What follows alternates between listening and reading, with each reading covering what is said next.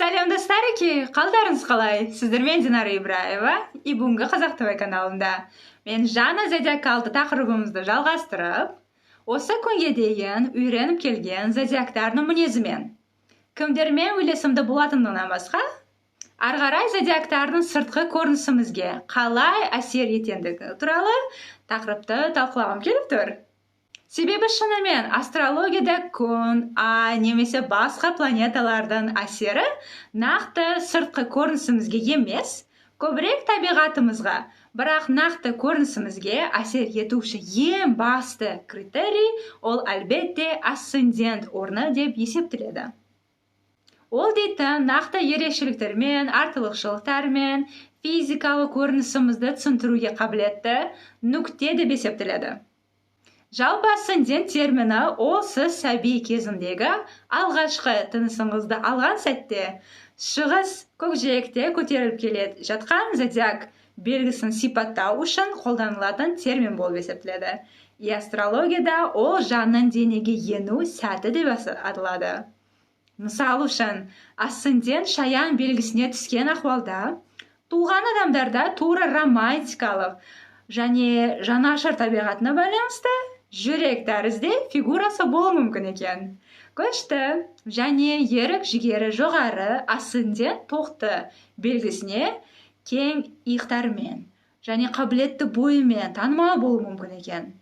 Асцендент белгісі тағы сіздің басқалардың көзіне қалай қарайтындығыңызды көрсететін көрсеткіш болуы да мүмкін екен. Оны әркімнің сіз туралы алғашқы әсері деп ойлаңыз. Асцендент белгісі сіздің сыртқы қабілетіңізді, мінез құқығыңызды және жалпы өзіңізді қалай бейнелетіңізді анықтайды. Сондай-ақ асцендент сіздің туу диаграмманың бірінші үйіңізді басқарады. Ол сіздің денеңізді, сыртқы қабілетіңізді және темпераментіңізді білдіреді. Сонымен бірінші үйіңізді, яғни сыртқы көрінісіңізді түсіндіруші асцендентті анықтау жолында әлбетте туылған нақты сағат, минут, секундіне дейін білген дұрыс шығар. Себебі асцендент белгісі шығыс көкжиегінде әр 2 сағат сайын алмасып көтеріліп келеді. Ал солай болатын болса, бикештер белгісінде орын алатын асцендент туралы әңгіме қылғанда, бұл жерде асцендент бикештер көбінесе қараңғы ерекшеліктерімен, жалпы басқа жер элементіне қарасты зодиактар секілді, қараңғы түстегі шашқа, тері немесе қалың қараңғы кіпірік, қастармен танымал болады. Құстар мысалында аллегория қылсақ, үкілердің энергиясын бере алады. Яғни үкілер сияқты қатты ақылды көрінетін, дөңгелек, үлкен көздерімен тура бір аналитика жасаушы секілді. Ойлау қабілетімен біраз қорқынышты көрінуі мүмкін. Барлығын білуші, қатаң түрдегі энергиясы әлбетте тура сол асцендент бикештерге ұқсас болады. Ары қарай, асцендент бикештер шынымен жинақты, өзіне сенімді, адамдардың кейпін беруші. Барлығын бақылауға, асығатын басшы энергиясы мен жоғары мазасыз, тағы да әрдайым қолы босамайтын жандар ретінде көрінуші болады. Себебі тіпті тыныш халетте асцендент бикештер қатты ойдарға батып кетуші, тіпті жыны шығып атқан, стрессқа түскен секілді көрінеді екен. Одан басқа, асцендент бикештер фитнес, жалпы денсаулық жындылары деп есептеледі. Себебі бикештер жалпы астрологияда 6-шы үй денсаулық пен майда жануарлар, тәртіп, рутиналы жұмыс, басқарушылар болғаннан, олар әлбетте осындай тақырыптарды өздеріне өте маңызды ұстаушы болады. Солайша олардан зор ветеринар, яғни үй жануарларының мұқтаждықтарын жақсы бақылаушысы, денсаулығы мен сыртқы көрінісін тәртімді ұстауға қызығушылық білдіретін адамдар болып келеді. Олар көбінесе күн тәртібін өзгеше жындылықпен түзіп, мүмкін жыл бойы жасау керек болатын ұзақ спискті түзуге құмар, мүмкін апта бойы істеу керек тапсырмаларын жазып жүруші. Бірақ қалай болса да, ондай адамдар әзіл ретінде де дәретханаға маңызсыз, плансыз шықпайтындардан болады. Себебі асцендент бикештер, жалпы бикештердің өзі минут, секундіне дейін өмірін максималды маңызды мәселелерді шешу жолында, тағы да жұртқа және өзіне пайдалы болу жолында өмір сүруші роботтар кейпін бізге береді. Солайша ондай асцендент бикештерден керемет жұмысшылар, орындаушылар келеді.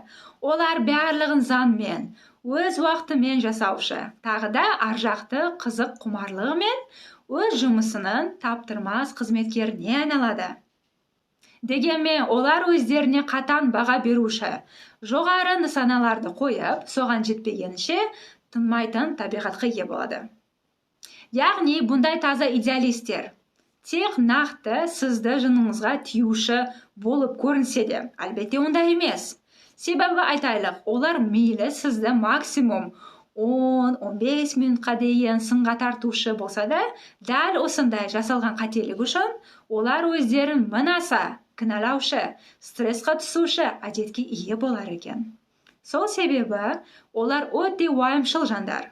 Барлығын алдын ала пландау, список жасау, жай ғана жеңіп қалудан, ақмақ болып көрінуден қорқатын қарапайым адам. Бикештер барлық тіпті әлі қолға кірітпеген тапсырмаларын да уайымдап, жұрт секілді шынымен мәселе келмегенше уайымдамайым деп айтудың орнына, өздерін әлі пайда болмаған мәселелер себебі план Б, план С, план Д сияқтыларды ойластырып отырады. Яғни ондай мағынада бикештерде пессимистік пайда болады деп айтуға болады. Тек қана өмірден қараңғы сценарийлерді күтуші демекші. Дегенмен, ондай артылықшылығын асцендент бикештер жұмыс саласына түсірсе, тез басшы деңгейіне дейін шығушы болады. Арғарай, асцендент бикештердің сыртылай жинақы мәселелерді шешкіш таланты, өмірінде талай көмегінде мұқтаж болатын жандарды тартушы болады. Әрине, бикештер жұртқа көмектесуден қорқпайтындардан. Мысалы, кинолық аллегориясын өткізетін болсақ, олар «Отчаянные домохозяйкидегі Бри Вандеркамптың кейпін береді.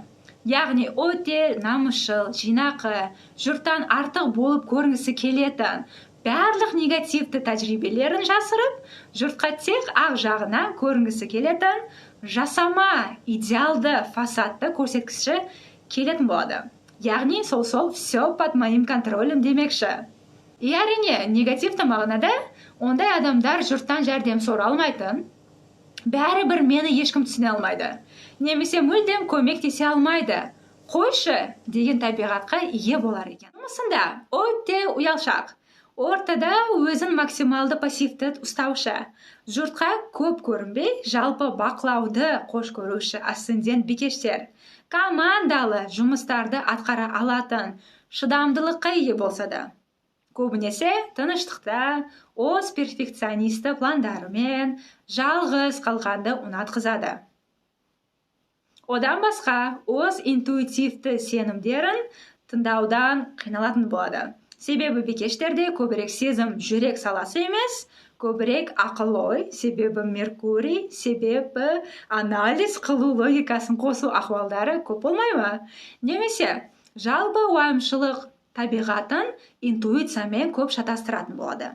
Дегеніміз нервті ахуалдарға жиі түсіп келеді деген сөз. Перфекционистікке тартылатын бикештер көбінесе сыртылайда өте жинақты, перфекционист көрінеді. Себебі өздеріне өте жоғары стандарттарды қоюшы болады.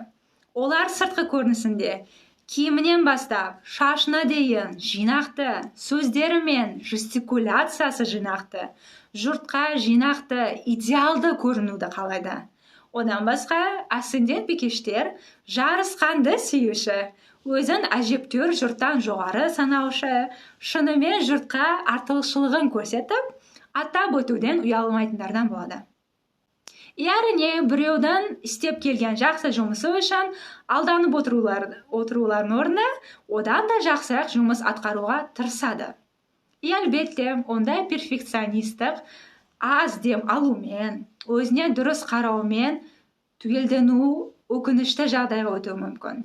Сондықтан шынымен оларды қолдап, зерттеп, және жаны ашып келуші жандар қастарында болатын болса, дұрыс болатын шығар. ол дейтін тіпті сүйіп келуші әке шешесі болса да. Стиліне келгенде асцендент бикештер қарапайым дизайндер мен силуеттерді, яғни базалы капсулды гардеробтерді таңдайтындардан. Макияж бен шаш стилінде де дәл сондай ахуал. Барлығы қарапайым, тағы да гармонияға ие болу керек. Олар табиғи түстермен мата, текстураларды қош көреді. Айтайлық, балық асцендент жандар секілді стилінде жалқау көрінгісі келмейді. Дегенмен, оны да істесе максималды таза, гормоналды, сүйкімді вариантта образын түзер екен. Солайша олар әрине классика стилін ұнатқазатындардан. Физикалы мағынада оларда кең жамбас, жалпы төмен жағы визуалды ауырақ көрінеді. Себебі олар әйелі зодиак болғаннан французша стиль вариантын жиі таңдайды. Барлығы қайталай табиғи таза көрінетін демекші. Шаш стиліне келгенде, оларға көбінесе жинақы шаштар, ақ блузка, топтар жындысы болып келеді. Көрінісіне келгенде бикеш асценденттер ашық, мөлдір көздер, жұқа мұрын және сымбатты қозғалыстарға тән. Олар әдетте орташа биіктен сәл жоғары және әдетте орташа толық болады. Меркурийдің көтерілуінде сыртқы қалбеті өткір, ұқыпты және жақсы киінген болып көрінеді. Бет сүйектері тартымды көрінетін, сәл мұжылған еріндерге ықпал етеді. Денсаулық, олардың жалпы денсаулығы әдетте тамаша және олардың сезімділігі ұзаққа созылады. Бірақ олар бөртпе және аллергия сияқты алаңдаушылық пен жүйке реакцияларына бейім. Асцендент бикештер жылы қонақжай энергияға ие болса да, ондай ауырлау адамдар сөйлейін деп атқанда да, бізде оларды тыңдау мұқтаждығын тудырады. Себебі бикеш асценденттер әшейін ғана әңгіме айтатындардан емес, шынымен көп ойланып, жұртқа көмек болатын ақпаратты жеткізетін ақылдылыққа ие болады. Әлбетте, видеоролик ақырында осындай бір ақпарат сіздерге ұнаған жағдайда лайк, комментарий, подписка жасауды ұмытпаңыз. Сонда Қазақ ТВ каналында одан да көбірек видеороликтер келіп шыға береді. А дәл қазір болмаса, пока-пока, arrivederci.